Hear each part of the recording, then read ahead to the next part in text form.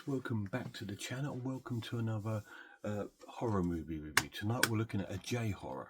We're going to be looking at Hideo Kashi's Dark Waters, released on Arrow Video.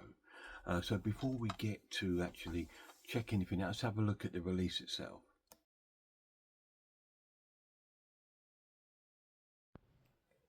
So this is the physical release here of Dark Waters, J-horror here on Arrow Video. Typical Arrow Video production. This isn't the first issue, so it won't be with booklet or posters or anything like that. This is a later edition that I picked up in the sale for about £8. Just grab a red of the cellophane. Yeah, I grabbed this for about £8, so I was really happy with that. So let's have a quick look at the edition. It does have a flyer for Weird Science. It has 2 discs. It has a Blu-ray and it has a DVD. It has a reversible original Japanese cover. So you do get 2 discs in this edition, the DVD there and the Blu-ray there. So that is the physical release of Dark Waters. So this is kind of like the standard release for the film. I didn't collect a limited edition of this because it's a later buy for me. I got it for when it was on one of the Arrow sales. I think not this sale, but the sale before. I got it for about £8, so that's why I picked it up. But let's see if there's any special features on the film.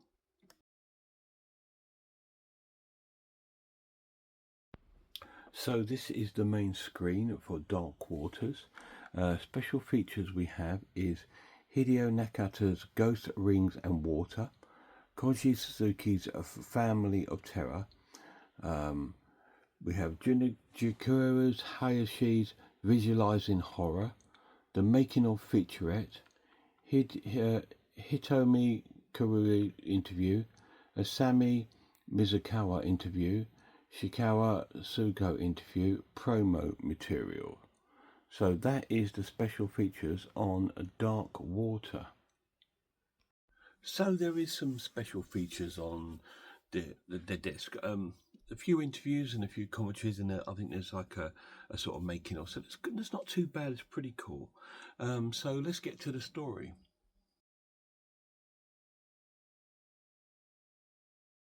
Now this is a Japanese ghost story, if you like, if you will. It starts off where we've got our 2 main characters, which is Iku and her mother, and her mother is separated from her father, and she's struggling to keep a roof over their head and a job, and she wants to because the father is fighting her in the courts for the custody of Iku, their daughter. And so we see this, but then she manages to find a place to stay, and we see this very gloomy and doomy looking kind of building. It's very grim looking. It looks, architecture looks very 60s, 70s. And she looks at and gets a room and gets like an apartment there. And Iku's very happy. She's got her own room and she loves it. The mother's still a little bit unsure about it, but they move in and she notices like a leak coming from the ceiling. And other things seem to happen. The mother's always late turning up to pick her up from kindergarten, and all these kind of things, because she finds herself a job, and it's sort of like she's sort of like trying to get back and forth from the job to pick her up, and she struggles a lot of time. And one time she arrives there and her daughter's missing, and she sees her on the bridge with a man, which is her father. And he's angry as well because she's always turning up late to sort of meet him and all this sort of thing. And while this is going on, the leak in the ceiling in their apartments getting bigger and bigger, leaking on the floor.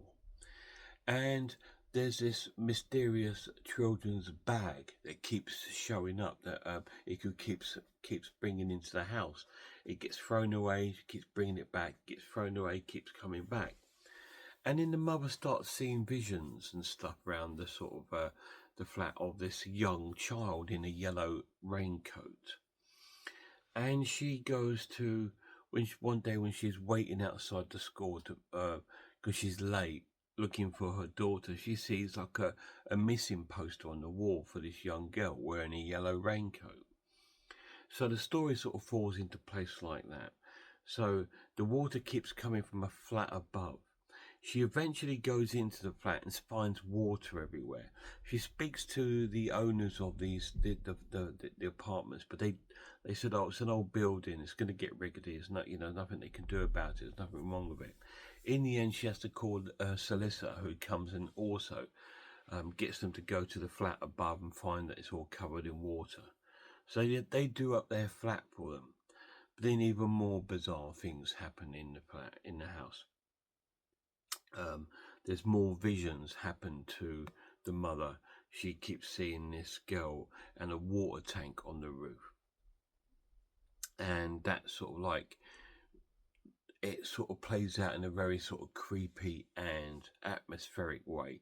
So that is a little bit of the plot. I won't tell you anymore because I don't want to spoil it. So let's go to, we won't do any characters on this one because there's not many in it. So we'll go to my final verdict. To me, this is an absolute classic J-horror. I'm scoring it 9 out of 10. I loved it. It is a great film. I've seen this film now about, must be over 10 times. And every time I see it, it just appears a little different to me. It just seems a little bit different. I forget things.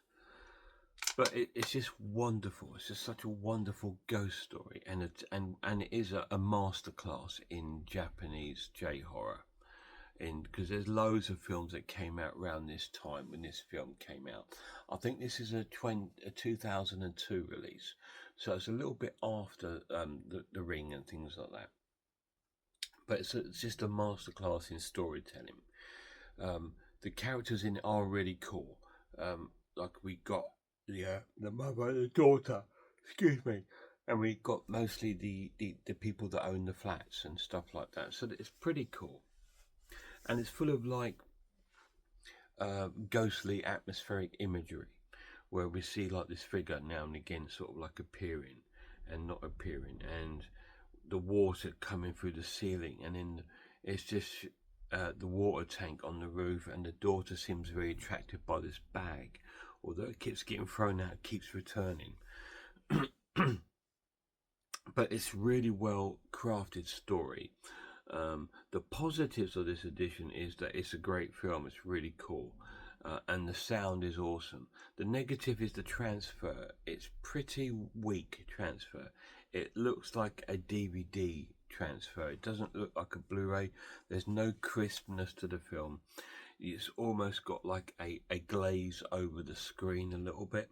When they're moving, there's sort of like there's a bit of drag on the film, which you can see, which normally happens when really bad transfer on DVD. The colours are drab, but I think that's supposed to be like that.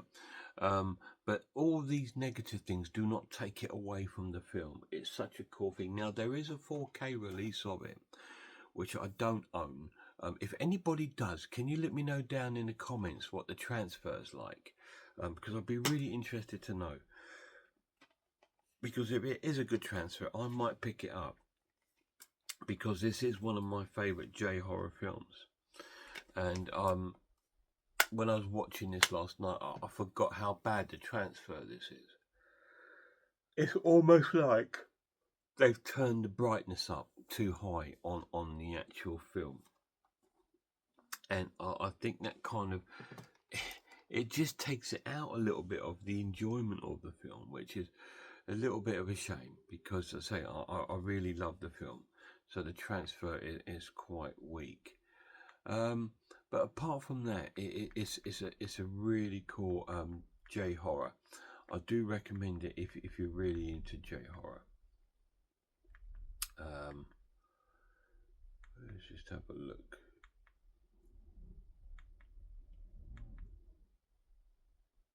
So yeah, so apart from that, it's an amazing film. 9 out of 10. If you guys seen it, let me know down below. Sorry, I get distracted so quick. yeah, let me know how, down below what you think of it. I thought it was really cool, and it's always great to revisit it, especially this sort of time of year, because it's got that eerie, spooky feeling. And if you want some more spooky feelings, check out some horror channels. Check out Horror Hands, Horror Geek, Man v Film, RS Design, Pizwell, I'm Ice Lord, Cat Watchers, Horror Movies, Grumpy Andrews, Horror House, Sammy G's World of Cinema, The Maniac, Skin Crawler, and a massive shout out to my lad. Till next time, look after yourselves, look after one another, and I really hope I see you all soon.